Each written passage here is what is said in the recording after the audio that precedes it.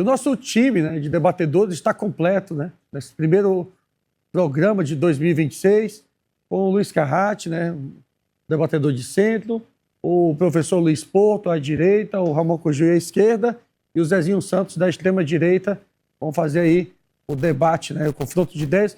Vamos começar aqui com o centro, Luiz Carrati. Boa noite, seja bem-vindo, Luiz Carrati. 2 minutos para ponderar sobre essas situações aí relacionadas, né, ao PL da dosimetria, se o presidente Lula foi assertivo e se há a possibilidade da derrubada do veto agora no início do ano legislativo em fevereiro de 2026.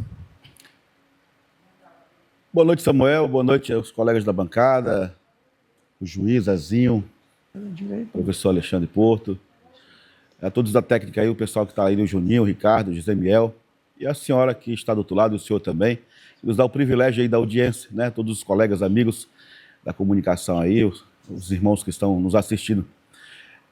Samuel, o presidente Lula tem dado tiros no pé constantemente, né? A dosimetria ela é uma consciência necessária jurídica para o país, na qual o presidente está pagando para ver, né? Então, eu acredito que ela será, sim, derrubada, né? Tem muitos políticos aí, inclusive da própria cúpula do PT, né, da própria esquerda do país, contra, né, o veto do presidente Lula. Na minha opinião, humilde aqui dentro dos debatedores, é necessário uma discussão ampla. Eu tinha falado aqui há uns dias atrás, quando tive oportunidade, sobre a população, as federações, seja do Estado, seja do município, que não participam das decisões a nível federal, que deveriam, talvez em discussões públicas, audiências, estarem discutindo esses assuntos pertinentes que cabe a todo o Brasil, de norte a sul, de leste a oeste.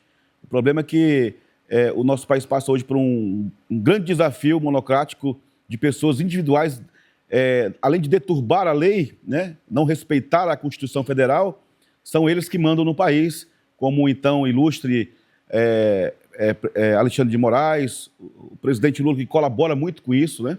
Ontem eu falava para o professor Edson que a gente não pode confundir as coisas, né? Vim para cá para ficar lacrando, dizendo que ama o PT. Nós não estamos aqui para amar PT, nem Bolsonaro, nem Lula. Nós estamos aqui para ser contundente com aquilo que é real, crítico para ser discutido, mas responsável, acima de tudo, para bem comum de toda a população. É por isso que nós estamos aqui. Obrigado, Luiz Carrati, pela ponderação. Passar aqui ao professor Porto. E aí, professor Porto, a oposição preparando essa ofensiva, né, em face do veto do PL da dosimetria do presidente Lula, tende a prosperar. Boa noite, seja bem-vindo. 2 minutos para o senhor também. Boa noite, Samuel. Prazer estar aqui mais uma vez, nessa noite belíssima de sexta-feira. Boa noite, Carrati, Ramon Cojuí, Zezinho, pessoal da técnica que sempre nos atende muito bem aqui. Boa noite especial a você que está na sua casa, nos dando o privilégio da sua audiência, ou então nos vendo, nos assistindo pela internet mundo afora. Mas boa noite especial para minha gatinha Giovana, que está em casa me vendo, jantando. Um beijo, vai dormir agora, tomar banho, dormir. Beijo, Deus te abençoe. Nossa Senhora que te cubra, contos sagrados a gente protege. Papai te ama, tá, filha? Beijo. Bom, com relação a isso aí, já era nítido que o Lula iria vetar. Sem dúvida alguma, se armou um palanque hoje lá em Brasília, que flopou, como dizem, né? Foi um fracasso. É natural. Agora, evidentemente, perdeu uma grande oportunidade de fazer aquilo que ele disse lá no palanque, né? De tentar pacificar o país, e a gente está vendo um movimento exatamente contrário. Eu acredito na derrubada do veto pelo Congresso. O Congresso tem legitimidade legal para isso, caso haja o veto, né? Agora, não acredito em anistia geral. Isso é conversa para boi dormir, é para jogar para a torcida, né? Agora sim, é trabalhar para o veto. Eu não tenho dúvida que vai passar. Acredito que vai. O próprio Paulinho, que já foi aliado do Lula, ficou muito chateado. Ontem eu assisti uma entrevista dele também numa emissora de âmbito nacional. Criticou bastante, falou nisso, que o Lula perdeu uma grande oportunidade de pacificar o país, e ele, de certa forma, está chateado, está aborrecido com isso. Embora, tem que deixar muito claro que ninguém acordou com o Lula que o Lula não iria vetar. A gente tem que ser muito claro isso também, né? Mas, pelo bom senso, o veto seria interessante. Porque eu sou contra a anistia? O Lula é um anistiado, que ganha quase 13 mil reais por mês, né? e outros aí que mataram, que assaltaram o banco, que roubaram, que fizeram um monte de bagunça, foram anistiados. Então, é uma pena, mas dá-se um passo atrás. Vamos aguardar agora os próximos capítulos, mas a anistia geral é conversa para boi dormir, como dizem, né? Obrigado, professor Alexandre Porto. Ramon Cojuí, a sua análise, o presidente Lula foi assertivo ao vetar o PL da dosimetria? Boa noite, seja bem-vindo, 2 minutos. Boa noite, Samuel. Boa noite, meu amigo Carrati. É um prazer revê-lo. Nós não tínhamos visto esse ano ainda ao vivo. Feliz ano novo para você, para a família, para todo mundo que você ama. Alexandre, prazer revê-lo novamente. Zezinho Santos, nosso querido anfitrião aqui na Rima TV. O Samuel Costa, de novo, comandando o programa. E o Samuel é só elogios na cidade para a sua condução, Samuel. Parabéns. Você se firmou como um grande apresentador.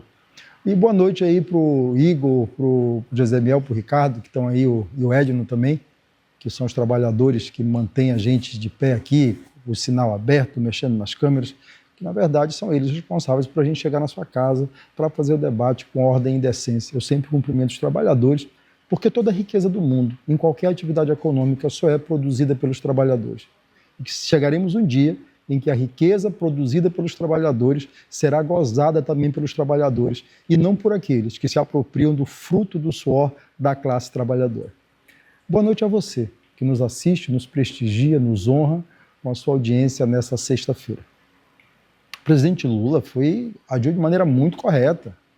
O veto, esse chamado projeto da dosimetria, é a afirmação do primado da lei contra a bandidagem.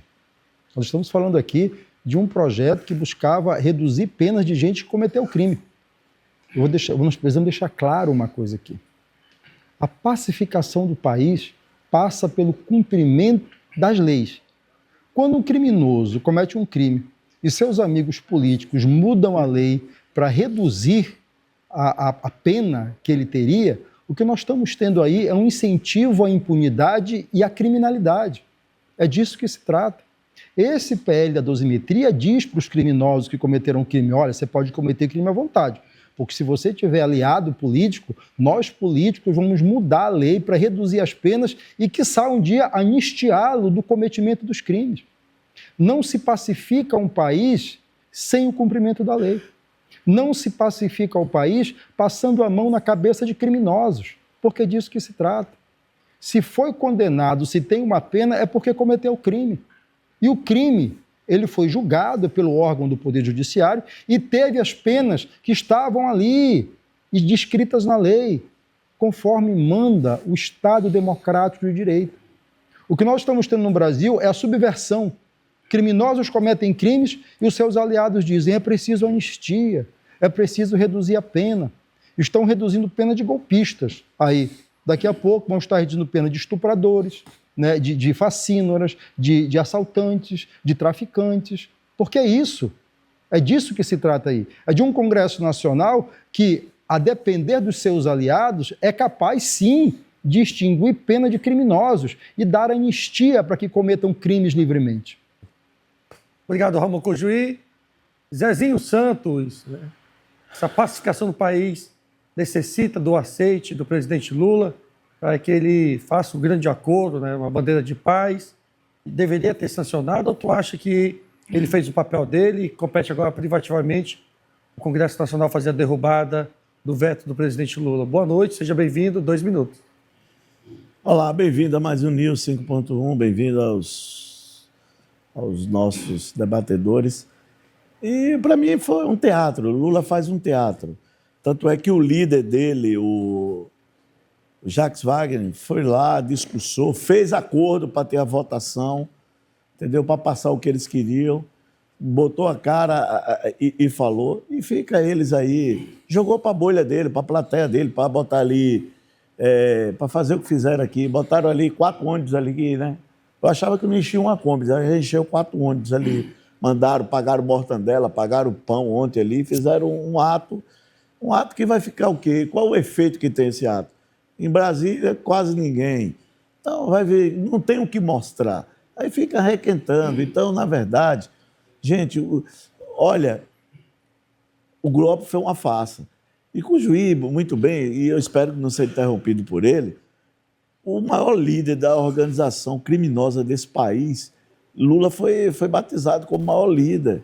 Lula foi condenado em todas as instâncias e foi anistiado, porque ele foi anistiado, entendeu? Corrupção para todo lado.